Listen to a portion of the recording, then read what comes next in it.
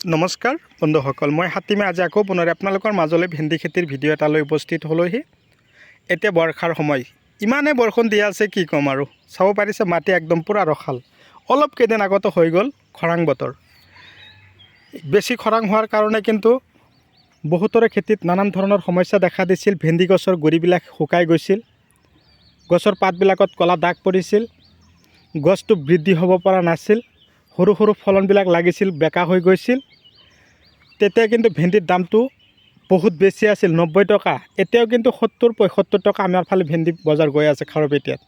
আপোনালোকৰ ফালে ভেন্দিৰ বজাৰ কেনেকুৱা আপোনালোকে কমেণ্ট কৰি জনাব। তো আজিৰ এই ভিডিঅ'টো স্কিপ নকৰিব। বলক ভেন্দি খেতিৰ বিষয়ে কথাখিনি ধুনীয়াকৈ আপোনালোকৰ লগত শ্বেয়াৰ কৰোঁ। আজিৰ এই ভিডিঅ'টো আপোনালোকে আৰম্ভণিৰ পৰা শেষলৈকে চালে আপোনালোকে ভেন্দি খেতিৰ সম্পূৰ্ণ তথ্য পাব। যিকেইটা সমস্যাৰ কথা ক'লোঁ, সমস্যাৰ ঔষধকেইটা আপোনালোকে নিশ্চয় কিনি আপোনালোকৰ খেতিত দিবৰ কাৰণে প্ৰস্তুতি ল'ব। যিকেইটা ফাৰ্টিলাইজাৰ দিলে আপোনালোকৰ ভেন্দি গছত ভেন্দি ভাল লাগন দিব, সেই ফাৰ্টিলাইজাৰকেইটাৰ নাম কৈ দিছোঁ। কি পোকৰ ঔষধ স্প্ৰে কৰিব, মোৰ খেতিত মই কি ঔষধ দিওঁ, আজিৰ এই ভিডিঅ'টোত সম্পূৰ্ণ কথাখিনি ক'ম। কথা হ'ল, এই ভেন্দি খেতি কৰিবলৈ হ'লে আপোনালোকে ওখ মাটি যে ডাইৰেক্টলি নিৰ্বাচন কৰি ল'ব সেয়াও নালাগে। ভেন্দি খেতি কিন্তু পানী অকণমান জমা হৈ থাকিলেও মৰি নাযায়। আমাৰ ফালে কিন্তু ইফালে চাব পাৰিছে দ মাটি আছে, পানী জমা নহয়, কেৱল ওলাই যাব পৰা ব্যৱস্থা থাকিব পাৰিলেই হ'ল।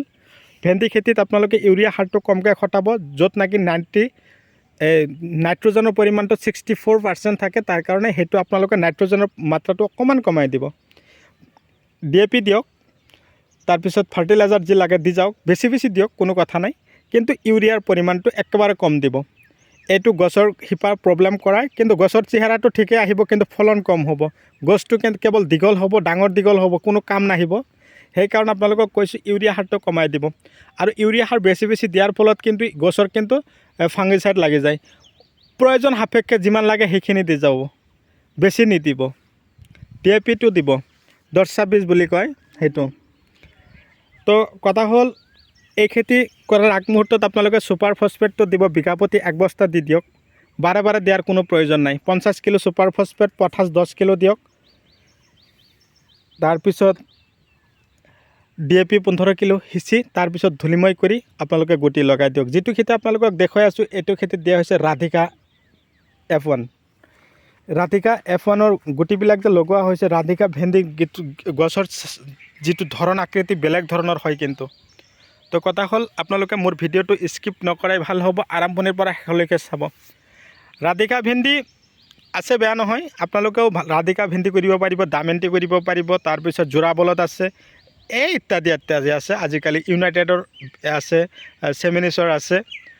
আপোনালোকৰ ইচ্ছামতে এতিয়া লগালেই হ'ল। বৰ্ষাকাল, বৰষুণৰ পৰিমাণ বাঢ়ি আছে, এতিয়া কিন্তু ভেন্দি গছত লাগন ভাল দিব। আৰু চাওক, বৰ্ষাকাল হোৱাৰ কাৰণে, বৰষুণ বেছি হোৱাৰ কাৰণে নতুন গছত পাত আহি আছে। আৰু এই পাতবিলাক কিন্তু পোকে বেছিকৈ আক্ৰমণ কৰিব। যিমানে কোমল পাত ওলায় সিমানেই কিন্তু পোকৰ আক্ৰমণ বাঢ়ি যায়। সেইকাৰণে আপোনালোকক কৈছোঁ, আপোনালোকে খেতিত উন্নত ধৰণৰ ফাৰ্টিলাইজাৰ দিব। গছৰ সৰু থাকোঁতে গছত কিন্তু ফলন লাগি যায়।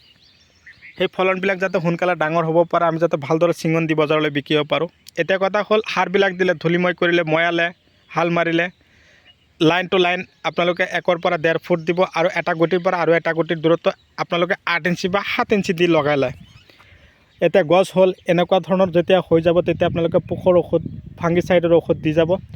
এয়া অলপ আগতে কৈছিলোঁ নহয়, গছৰ গুৰিবিলাক শুকাই যায়, জুডিঅ' পাৱাৰ দিব, আদামা কোম্পানীৰ ঔষধবিলাক দি যাব। লখন দি স্প্ৰে কৰিব, ইনছেক্টিচাইড গ্ৰেচিয়া দিব, চেমডিজ দিব, তাৰপিছত মেজগাৰ্ড দিব, বায়'ড'জ দিব।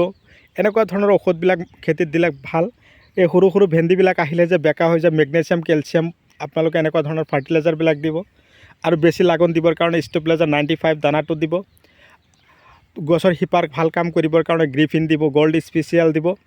এনেকুৱা ধৰণৰ ফাৰ্টিলাইজাৰবিলাক আপোনালোকে যদি বিচাৰি পোৱা নাই, 7002163162 এইটো নাম্বাৰত যোগাযোগ কৰিব, হোৱাটছআপ কৰিব।